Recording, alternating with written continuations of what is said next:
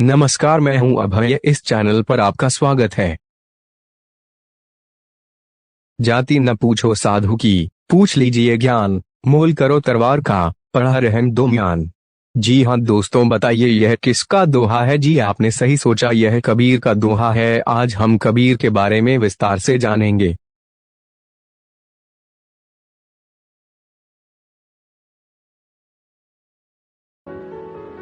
महान कवि एवं समाज सुधारक महात्मा कबीर का जन्म काशी में सन 1398 के लगभग हुआ।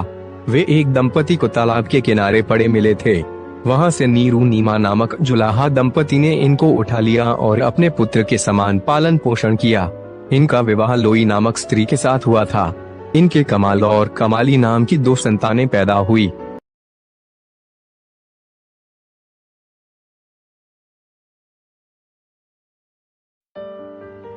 कबीर पर बचपन से ही हिंदू और मुसलमान दोनों धर्मों के संस्कार पड़े थे। कबीर का लालन पालन एक मुस्लिम जुलाहे के घर में हुआ था। ये काम भी जुलाहे का करते थे, फिर भी राम नाम जपा करते थे। एक बार काशी में स्वामी रामानंद आए हुए थे। वे राम की महिमा का प्रचार करते थे। रात्रि में कबीर गंगा स्नान करने उसी घाट पर गए जहाँ स्वामी रामानंद स्नान किया करते थे। अंधेरे में स्वामी जी का पैर कबीर पर पड़ गया। वे बोले, राम नाम क्या है? इस कथन को कबीर ने अपना गुरुवार मंत्र मान लिया। वे तभी से रामानंद को अपना गुरुवार मानने लगे।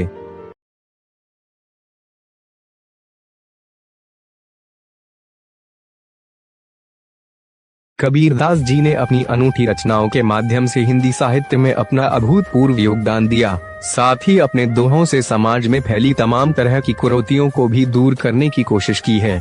कबीरदास जी कर्मकांड, पाखंड, मूर्ति पूजा आदि के घोर विरोधी थे, जिन्हें कई अलग अलग भाषाओं का ज्ञान था। वे अक्सर ही अपने अनुभवों को व्यक्त करने के लिए लोकल भाषा का इस्तेमाल करते थे। हिंदी साहित्य के महाज्ञानी कबीरदास जी की वाणी को साखी, सबद और रमैनी 3 अलग अलग रूपों में लिखा गया है, जो कि बीजक नाम से मशहूर है। वहीं कबीर ग्रंथावली में उनकी रचनाओं का संग्रह देखने को मिलता है। यह राजस्थानी, पंजाबी, पूर्वी, अवधी, ब्रज भाषा, खड़ी बोली समेत कई अलग अलग भाषाओं का मिश्रण है। इसके साथ ही आपको यह भी बता दें कि कबीरदास जी द्वारा लिखी गई ज्यादातर किताबें दोहा और गीतों का एक विशाल संग्रह था, जिसकी संख्या 72 थी। उनकी कुछ प्रसिद्ध रचनाओं में कबीर बीजक, सुख निधन, होली अगम, शब्द, वसंत, साखी और रक्त शामिल हैं।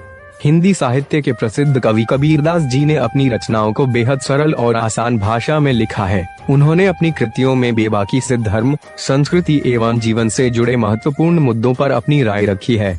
उनकी रचनाओं में उनकी सहजता का भाव स्पष्ट दिखाई देता है। उन्होंने अपने दोहों के माध्यम से भी लोगों को संसार का नियम एवं जीवन जीने का तरीके के बारे में बताया है, जो कि अतुलनीय और अद्भुत है।